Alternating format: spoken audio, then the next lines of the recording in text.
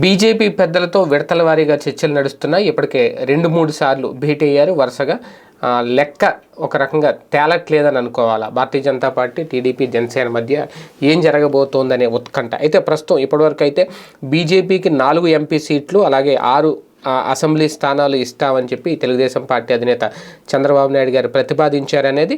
ఇప్పటికే జనసేనకు 24 అసెంబ్లీ స్థానాలు, 3 పార్లమెంట్ సీట్లు కేటాయించారు. కాబట్టి ఈ నేపథ్యంలోనే బీజేపీకి 4 ఎంపీ సీట్లు, 6 శాసనసభ స్థానాలు ఇస్తామని చెప్పినట్టు. అయితే అమిత్ షా మాత్రం 7 ఎంపీ స్థానాలు, 10 అసెంబ్లీ స్థానాలు కావాలని కోరినట్లు ఇక్కడ చాలా స్పష్టంగా తెలుస్తుంది. అయితే అన్ని సీట్లు ఇవ్వడానికి చంద్రబాబు మొగ్గు చూపలేదు అనేది. అందుకే వరుసగా 2 సార్లు చర్చలు జరుపుతున్నారు. వాస్తవానికి భారతీయ జనతా పార్టీ రేపు వచ్చే సార్వత్రిక ఎన్నికల్లో ఎన్డీఏ కూటమి 400కు పైగా సీట్లు సాధించాలని చెప్పి లక్ష్యంగా పెట్టుకుంది. ప్రధానమంత్రి నరేంద్ర మోడీ పాత్ర ఒక రకంగా మిత్రపక్షాలన్నింటికీ కూడా తిరిగి దగ్గర చేర్చుకునే ప్రయత్నం ఆయన చేస్తున్నారు. ఇందులో భాగంగానే టీడీపీ ఎన్డీఏ కూటమిలో చేరే అంశంపై కూడా తాజాగా ఈ భేటీలో చర్చ అయితే నడుస్తుందంటే. ఎందుకంటే కొత్త భాగస్వామ్య పక్షాలను ఎన్డీఏలో చేర్చుకునే ప్రక్రియలో భాగంగానే ఇప్పటికే బీహార్లో నితీష్ కుమార్ కానీ, లేదంటే ఉత్తరప్రదేశ్లో ఆర్ఎల్డీ నేత ఎవరైతే ఉన్నారో జయంత్ చౌదరిని కూడా బీజేపీ ఎన్డీఏలో చేర్చుకుంది. ఇవాళ రేపు కూడా ఒడిశాలో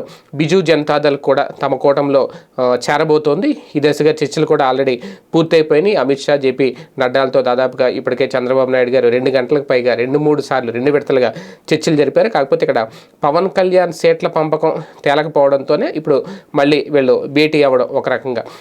అంటే అవి ఇంకా పెంచమని అడగడం, లేదంటే అందులో ఏమన్నా తగ్గిస్తారా 24 స్థానాల్లో అని. ఏది ఏమైనా ప్రస్తుతం అయితే ఆంధ్రప్రదేశ్లో లోక్సభ స్థానాలు ఉన్న 25, అసెంబ్లీ స్థానాలు 175కి సంబంధించి ఇప్పుడు మిత్రపక్షమైన జనసేనకు 3, లోక్సభ ఆల్రెడీ 24 శాసనసభ స్థానాలు ఇచ్చేశారు. కాబట్టి ఇప్పుడు వాటితో లేదంటే అవి కాకుండా అనేదే చర్చలు నడుస్తున్నాయి. దాదాపుగా పార్లమెంటు స్థానాలు ఒక 8-9 ఇచ్చి, అసెంబ్లీ స్థానాలు ఒక 7-8 ఇచ్చినా సరే సర్దుకోవడానికి సిద్ధంగా ఉన్నారు. ఎలాగైనా పొత్తు అయితే మాత్రం ఖాయమనే సంకేతాలే కనిపిస్తున్నాయి.